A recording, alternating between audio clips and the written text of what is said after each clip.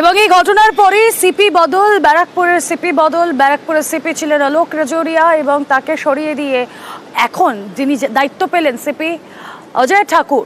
কথা বলবো, আমাদের প্রতিনিধি থাকবেন আমাদের সঙ্গে। তার আগে আরো একবার আপনাদেরকে জানিয়ে রাখি ব্যারাকপুরে পুলিশ কমিশনার বদল, অলোক রাজোরিয়ার জায়গায় নতুন সিপি অজয় ঠাকুর।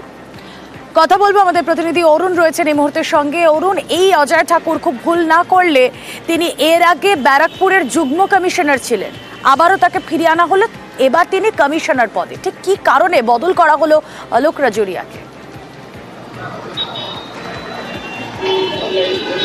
দেখো, গত কয়েকদিন আগে যে খুনের ঘটনাটা ঘটেছিলেন সেখানে কিন্তু পুলিশ কমিশনার দাবি করেছিলেন যাকে ইট দিয়ে থেতলে মারা হয়েছে, কোনো গুলি চলেনি। এখানে বিজেপি নেতৃত্ব বলছে যে এই ভুল কথা বলার জন্য তিনি সত্যিটা প্রকাশ করে ফেলেছিলেন, তাই তাকে বদল করে দেওয়া হচ্ছে, এমনটাই দাবি বিজেপির। কিন্তু অপরদিকে এই কিছুদিনের মধ্যে পার্থভূমিক সাংসদ এবং সনদে বিধায়ক হওয়ার পর এখানে নৈহাটিতে কিন্তু পরপর অনেকগুলো খুন ঘটনা ঘটে, ফলে সমস্ত দায় অলোক রাজোরিয়ার উপর গিয়ে পড়ে। সেই কারণে সরিয়ে দিয়ে কিন্তু অজয় ঠাকুরকে এখানে নিয়ে আসা হলো।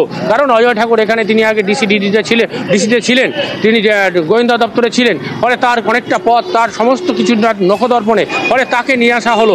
এখন তিনি দায়িত্বভার গ্রহণ করার পরে গতকাল রাত্রিবেলায় কিন্তু তিনি সোজা নৈহাটি থানায় চলে আসেন এবং এসে যাদের নাম রয়েছে, যাদের নাম তারা কীভাবে কতটা এগোলো তদন্ত সেটা নিয়ে কিন্তু তিনি খোঁজ খবর নেন এবং একজনকে কিন্তু গ্রেপ্তার করা হয়েছে এবং তাকে ব্যারাকপুর আদালতে আজকে পাঠানো হবে। কিন্তু বাকিরা কোথায় গেল, কেন পুলিশ এখনো পর্যন্ত ধরতে পারলো না? প্রায় 1.5 দিন উপরে হয়ে গেল এই ঘটনায়। তিনি কিন্তু সমস্ত বিষয়টা তিনি খোঁজ খবর করেন। রাত্রি প্রায় 12:30 পর্যন্ত তিনি নৈহাটি থানা পুলিশ আধিকারিকদের সঙ্গে কথা বলেন। এরপর তিনি বলেন যত শীঘ্র সম্ভব দোষীদের ধরা হবে। এই অলোক রাজোরিয়া চলে যাওয়ার পর অজয় ঠাকুর যখন দায়িত্বে এলেন এবং তিনি এসেই কিন্তু তিনি আর এক মুহূর্ত অপেক্ষা করেননি, তিনি সোজা ঘটনাস্থলে চলে আসেন। এখন দেখার অগ্রগতি তো পুলিশ চেষ্টা করছে আইডেন্টিফাই করতে, আর এজ এ পুলিশ অফিসার আমি চেষ্টা করছি কেসটা জানতে কি হয়েছে, ঘটনা চেষ্টা চলছে, পরে বলা যাবে।